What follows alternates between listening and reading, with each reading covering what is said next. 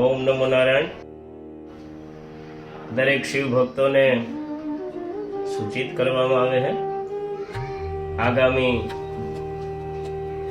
પ્રકાશનું પર્વ અને ભગવાન શિવ ઉપાસનાનું મહાપર્વ એટલે માગસર માસ અને આદ્રા નક્ષત્ર.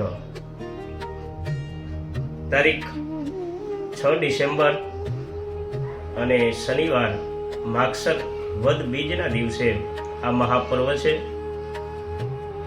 આદ્રા નક્ષત્ર અને માગસર માસ એટલે ભગવાન મહાદેવનું લિંગ રૂપે જ્યોતિર્લિંગ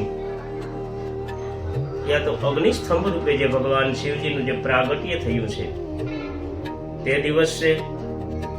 અને શ્રી મહાપુરાણની અંદર વર્ણન કરવામાં આવ્યું છે અને ભગવાન શિવનું સ્વયંનું વચન છે કે માગસર માસ અને આદ્રા નક્ષત્રના દિવસે જે મનુષ્ય મારું પૂજન કરશે પરિવાર સહિત એ મને કાર્તિકેય સ્વામીથી અધિક પ્રિય થશે, આવું મહાદેવનું વચન છે.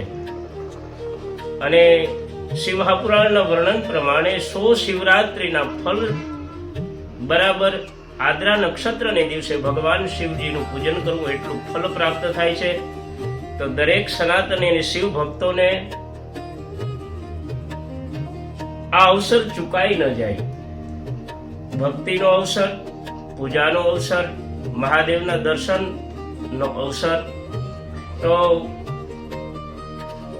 શનિવાર અને બીજ 6 તારીખે દીપોત્સવી પર્વ છે આ.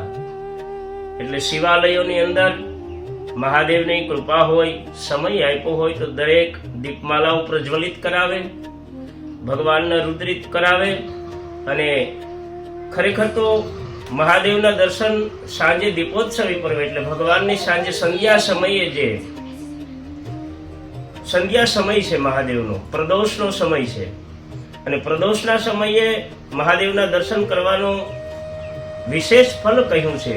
તે દિવસે ઉપવાસ કરી, શક્ય હોય તો ઉપવાસ કરવો, જો ન કરી શકીએ તો એક ટંક કરી અને મહાદેવના દર્શન અવશ્ય કરવા અને ભગવાન શિવને દીપમાલા પ્રજ્વલિત કરાવવી, રુદ્રીઓ કરાવવી અને ખાસ આ વ્રત કરવું. કારણ કે 100 શિવરાત્રી બરોબર એક શિવરાત્રીનું એક દિવસના ફળ પ્રાપ્ત થાય છે.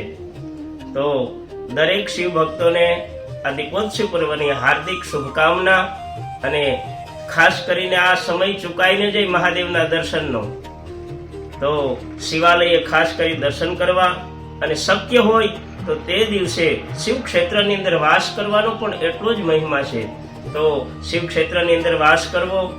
અને મહાદેવ ભગવાન શિવ તો કલ્યાણનું સ્વરૂપ છે.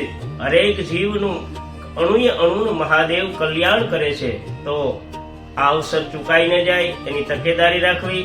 ઓમ નમો નારાયણ. ફરી વખત કહું છું, માગસર માસ, માગસર વદ બીજ ને શનિવાર 6 ડિસેમ્બરે આદ્રા નક્ષત્ર છે. તો આ અવસર ચૂકાઈ ન જાય એની તકેદારી રાખજો.